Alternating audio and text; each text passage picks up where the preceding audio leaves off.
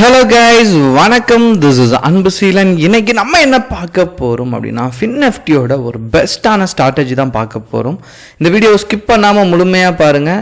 Education பர்பஸ்க்காக என்னுடைய Telegram group, WhatsApp குரூப்பில் இணையனும் விருப்பம் உள்ளவங்க டிஸ்கிரிப்ஷன் பாக்ஸில் லிங்க் கொடுத்துருக்கேன். அந்த லிங்கை பயன்பெற்று கொள்ளலாம். இப்போ நம்ம வீடியோக்குள்ளே போகலாம்.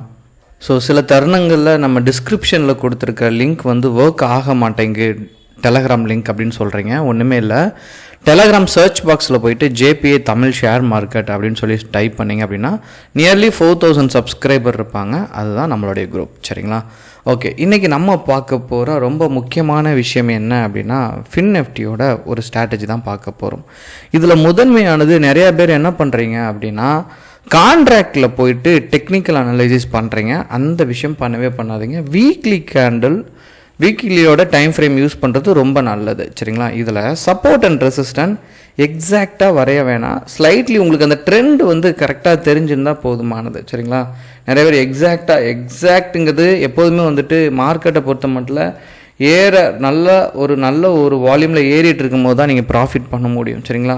ஸ்லைட்லி அப் ட்ரெண்டில் இருக்கும்போது பணம் பண்ணவே முடியாது, சரிங்களா? அதே மாதிரி தான் எங்கே ஒரு ட்ரெண்ட் பிரேக் அவுட் பண்ணாலுமே ஸ்ட்ராங் கன்ஃபர்மேஷன் கிடைக்காத வரைக்கும் உங்களால் என்ட்ரி கொடுக்க முடியாது. அதனால் சப்போர்ட் அண்ட் ரெசிஸ்டண்ட்டை பொறுத்த மட்டும் நிறைய பேர் எனக்கு வரைய தெரில அப்படின்னு சொல்லி ஃபீல் பண்ணுறீங்க. ஒன்றுமே இல்லை, உங்களால் ஃபைண்ட் அவுட் பண்ண வேண்டிய ஒரே ஒரு விஷயம் என்ன அப்படின்னா இந்த ஜிக்ஸாக் மோடு தான்.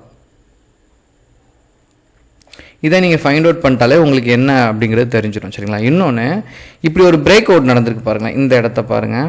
இப்போ இது ப்ரீவியஸாக இருந்தது, இதனுடைய ஹை இங்கே இருக்குன்னு வைங்களேன். இங்கே ஒரு லெவலில் என்ன ஆகுது அப்படின்னா ஒரு பிரேக் அவுட் இருக்குன்னா இங்கே ஒரு ப்ராஃபிட் இருக்கா?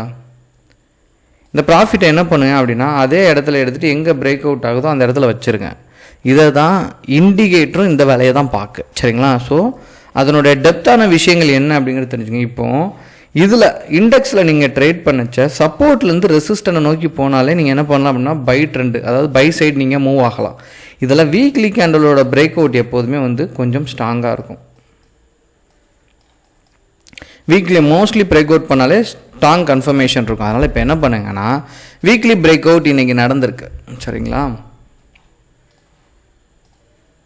ஸோ இங்கே பார்த்துட்டிங்க அப்படின்னா ப்ரீவியஸ் டே இங்கே பிரேக் அவுட் நடந்திருக்கு. நம்ம அடுத்த என்ட்ரிங்கிறது எங்கே கொடுக்கணும் அப்படின்னா இதனோட ஹையை பிரேக் பண்ணும்போது என்ட்ரி கொடுக்கணும். இன்றைக்கி பிரேக் கிடைக்கல அப்படின்னா ஆப்ஷன் ரைட் ஆஃப் பண்ணணும். இன்றைக்கி எக்ஸ்பைரி டேயும் கூட, சரிங்களா?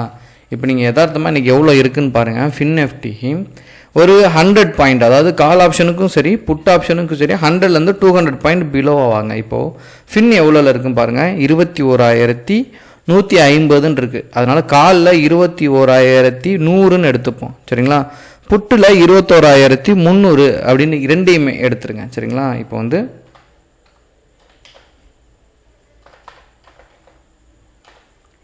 இதில் இன்றைக்கான கால் ஆப்ஷனோட இந்த மணி, சரிங்களா? அதே மாதிரி புட்டுக்கு இந்த மணி இன்றைக்கி 2ஆம் தேதி ஏப்ரல், சரிங்களா? இப்போ என்ன பண்ணுங்கன்னா இதனுடைய சார்ட்டை ஓப்பன் பண்ணிடுங்க. இப்போது நீங்கள் ஃபைண்ட் அவுட் பண்ண வேண்டியது ஒரு முக்கியமான விஷயம் என்ன அப்படின்னா இன்றைக்கி மேலே போகுமா கீழே இறங்குமா அப்படிங்கிறத கணிக்கிறது தான், சரிங்களா? இதில் நீங்கள் 5 மினிட்ஸ் டைம் ஃப்ரேமில் யூஸ் பண்ணியிருக்கலாம், எது வேணாலும் நீங்கள் யூஸ் பண்ணியிருக்கலாம், சரிங்களா? இப்போது ஃபர்ஸ்ட் மார்னிங் நடந்த ட்ரேடை நம்ம பார்ப்போம். ஸோ இன்றைக்கி நம்ம என்ன பண்ணுவோம், யதார்த்தமாக ஒன்று என்ன பண்ணுவோம், மார்க்கெட் மேலே போகுது அப்படின்னு நீங்கள் ப்ரிடிக்ட் பண்ணியிருந்தீங்க. இந்த ஃபஸ்ட்டு 5 மினிட்ஸ் ஹையோட பிரேக் பண்ணும்போது மார்க்கெட் அப் ட்ரெண்டில் தான் போகும் அப்படின்னு ப்ரிடிக்ட் பண்ணியிருந்தீங்க அப்படின்னா என்ன பண்ணுங்கள், புட்டை செல் பண்ணணும். அதாவது இந்த FinNFT மேலே போகும்போது, சரிங்களா, இந்த அண்டர்லைனிங் அசெட் மேலே போகும்போது கால் மேலே போகும், புட்டு கீழே இறங்கும். நம்ம என்ன பண்ணணும், புட்டை செல் பண்ணணும். அதனால் புட்டை எடுத்து, சரிங்களா, 5 மினிட்ஸ் கேண்டலோட டைம் ஃப்ரேம் யூஸ் பண்ணி ஃபர்ஸ்ட் 5 மினிட்ஸ்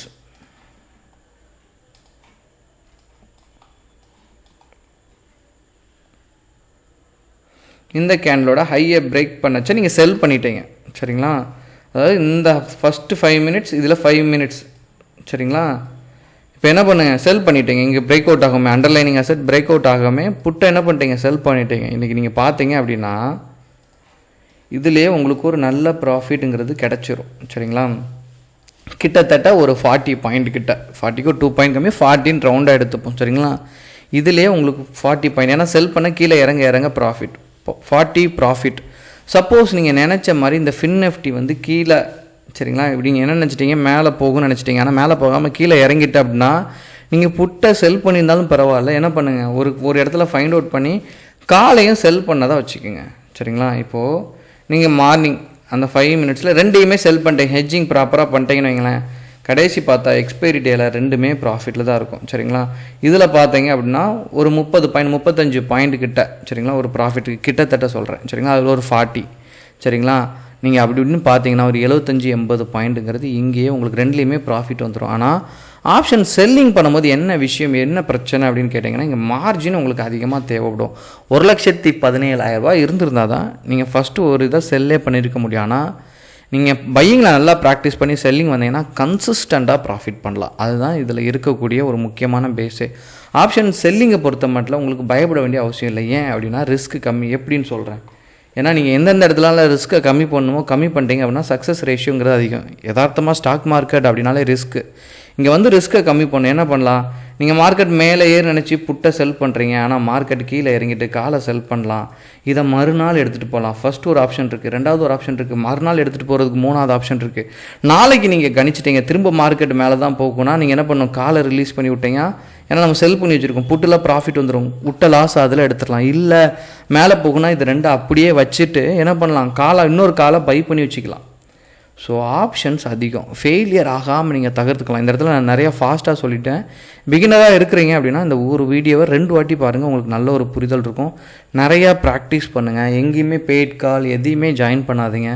10 ரூபா நஷ்டம் பண்ணாலும் அது நீங்கள் பண்ணதாக இருந்தீங்க அப்படின்னா 1 வருஷம் 2 வருஷத்தில் உங்களுக்கு சரியான ஒரு லேர்னிங் இருக்கும். அது உங்களுக்கு தொடர்ச்சியான ப்ராஃபிட்டை கொடுக்கும். உங்களுக்கு ஏதாவது டவுட் இருக்குன்னா கண்டிப்பாக கமெண்ட் பாக்ஸில் உங்களுடைய டவுட்டை தெரிவிங்க. Okay guys, thank you so much for வாட்சிங் திஸ் வீடியோ. டாடா, பபாய், see you.